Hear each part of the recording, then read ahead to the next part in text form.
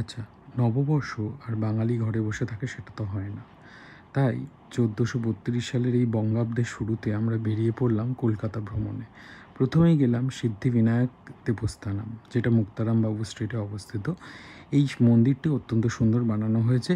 মন্দিরের ভেতরে ঢুকে পরিষ্কার পরিচ্ছন্ন ব্যবস্থাপনা, মূর্তি যেটি অবিকল মুম্বাইয়ের সিদ্ধিবিনায়ক মন্দিরের মতো অনুকরণে তৈরি, এবং পুজো দেওয়ার ব্যবস্থা আছে। ১০১ টাকা থেকে ডালি শুরু।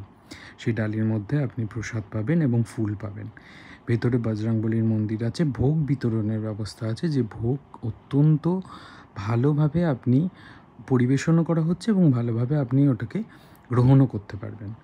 এইটি দেখার পর এর অ্যাডজাসেন্ট বাড়ি হচ্ছে মুক্তারামবাবু স্ট্রিটেই অবস্থিত মার্বেল প্যালেস। মার্বেল প্যালেস আমরা জানি ১৮35 সালে রাজা রাজেন্দ্রচন্দ্র মল্লিকের তৈরি একটি ম্যানশন। যে ম্যানশনটি তৈরি করা হচ্ছে অত্যন্ত শৌখিনভাবে এবং মার্বেল দিয়ে। এখানে রাজা এত সুন্দরভাবে নিজের ম্যানশনের চারপাশে একটা চিড়িয়াখানা গড়ে তুলেছেন, যেটা কিন্তু যথেষ্ট উল্লেখযোগ্য।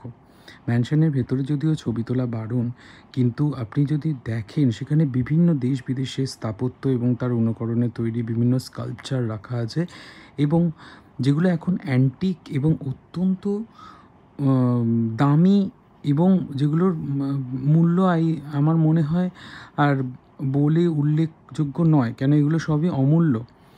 এবং সেটা ছাড়া এই যে হেরিটেজ উপাধি পাওয়া এই বিল্ডিং, তার ভেতরের যদি এই যে দেশ বিদেশের বিভিন্ন জিনিস, এগুলো যদি আপনি উপভোগ করতে চান, আমার মনে হয় আপনাদের অবশ্যই যাওয়া উচিত। এখানে কোনো টিকিট লাগে না।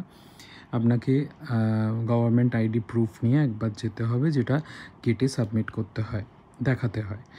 এরপরে আমরা কিছু খাওয়া দাওয়ার ব্যবস্থা ছিল, আমরা খেলাম বাইরে। তারপরে আমরা গঙ্গার ধারে গেলাম, গঙ্গার ধারে চা খেয়ে আমরা বাড়ির দিকে রওনা হলাম। দিনটা অত্যন্ত ভালো কাটলো, এবং এইভাবেই আমি চাই যে আমাদের জীবনের প্রতিটা দিন খুব আনন্দময়ভাবে কাটে। আপনারা সবাই ভালো থাকবেন। ধন্যবাদ।